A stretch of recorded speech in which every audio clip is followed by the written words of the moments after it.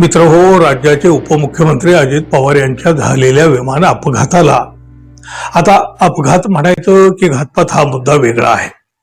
कारण ही दुर्घटना घडल्याच्या पहिल्या दिवसापासून तशीच शंका व्यक्त केली जात आहे, त्याच पद्धतीचा संशय घेतला जात आहे.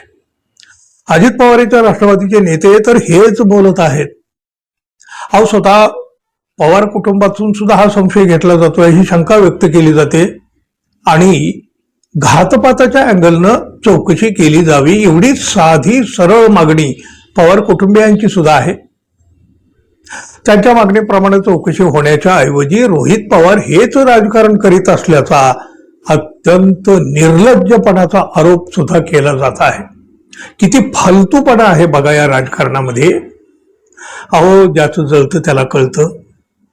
राज्याचा मोठा नेता जसा गेला आहे तसा त्यांच्या कुटुंबातील एक माणूस गेलेला आहे. हो, काय अवस्था असेल, काय परिस्थिती असेल या कुटुंबियाच्या मनावर. आणि इकडे मात्र राजकारण करणारेच त्यांच्यावर म्हणजे रोहित पवार यांच्यावर राजकारण करीत असल्याचा आरोप करीत आहेत. तर या दुर्घटनेला बघा आता 1 महिना उलटून गेलेला आहे. चौकशीची चाकं मात्र ज्या गतीनं फिरायला हवी होती त्या गतीनं अजूनही फिरताना दिसत नाहीत. आता आला तो काय एक अहवाल, तो सुद्धा प्राथमिक अहवाल. त्यानंतर मात्र अजित पवारांचे पुत्र जय पवार यांनी सोशल मीडियावर एक पोस्ट करून खेद तर व्यक्त केलेलाच आहे, पण सोबत एक धक्कादायक व्हिडिओ सुद्धा दिलेला आहे. जय पवार म्हणतात, एआयबीनं तपासलेला प्राथमिक अहवाल वाचला. हा अहवाल पूर्णपणे आणि सखोलपणे तयार न केल्याचं पाहून मला अत्यंत खेद आणि वेदना होत आहे. महाराष्ट्रातील जनतेला तसेच या अपघातात आपल्या प्रियजनांना गमावलेल्या सर्व कुटुंबियांना केवळ औपचारिक माहिती नव्हे तर सत्य, पारदर्शक आणि सर्वंकष उत्तरे मिळालीच पाहिजेत. म्हणजेच काय तर आता अजितदादांच्या या दुर्घटनेबाबत यांच्या मनात सुद्धा शंका आहे जय पवार यांच्या. आता हे जय पवार सुद्धा राजकारणच करीत आहेत असं म्हणणार का हो हे निर्लज्ज लोक? डीजीसीएनं ज्या मुद्द्यावर व्हीएसआर व्हेंचरची काही विमानं ग्राउंड केलेली आहेत त्याच मुद्द्यावर इतर विमानामध्ये सुद्धा त्रुटी असण्याची शक्यता आपण नाकारू शकत नाही.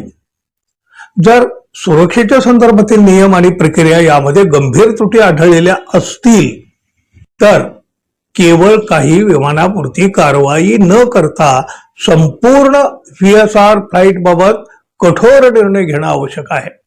प्रवाशांच्या सुरक्षेला सर्वोच्च प्राधान्य देत आवश्यक असेल तर व्हीएसआरच्या संपूर्ण विमान ताफ्याचं संचालन पूर्णपणे बंद करण्याचे सुद्धा डीजीसीएनं विचार केला पाहिजे त्या अंगानं, असं सुद्धा जय पवार यांनी म्हटलेलं आहे. या पोस्टनंतर जय पवार यांनी काही सेकंदाचा एक व्हिडिओ पोस्ट केला. या पोस्टमध्ये त्यांनी म्हटलं, माझ्या वडिलांना आपण गमावलं, ही वेदना आयुष्यभर साथ देणार आहे. या व्हिडिओमध्ये व्हीएसआरचे मालक रोहित सिंह मुख्य पायलटच्या सीटवर उड्डाणादरम्यान झोपलेले दिसत आहेत. आकाशात असताना असा निष्काळजीपणा असू शकत नाही. हे अत्यंत गंभीर आणि धक्कादायक आहे.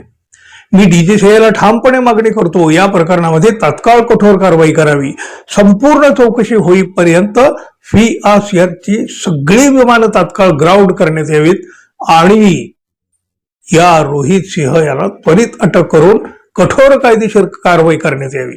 ही एका मुलाची आर्त हाक आहे माझ्या वडिलांसाठी आणि प्रत्येक प्रवाशांच्या सुरक्षिततेसाठी. अशी भावनिक साथ सुद्धा अजित पवार यांचे पुत्र जय पवार यांनी घातलेली आहे. जय पवार यांनी उडत्या विमानाचा जो व्हिडिओ सार्वजनिक केलेला आहे ना, तो मात्र निश्चितपणे धक्कादायक आहे. यावरून नक्की काय चालतंय आभाळात, आकाशात तेच दिसलं. विमान आकाशात उडत असताना सुद्धा हे लोक किती बेफिकीर आहेत याचाच हा आरसा आहे.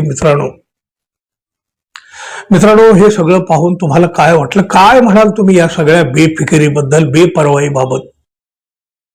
जरूर व्यक्त व्हा मित्रांनो. धन्यवाद. पुन्हा भेटू. नमस्कार.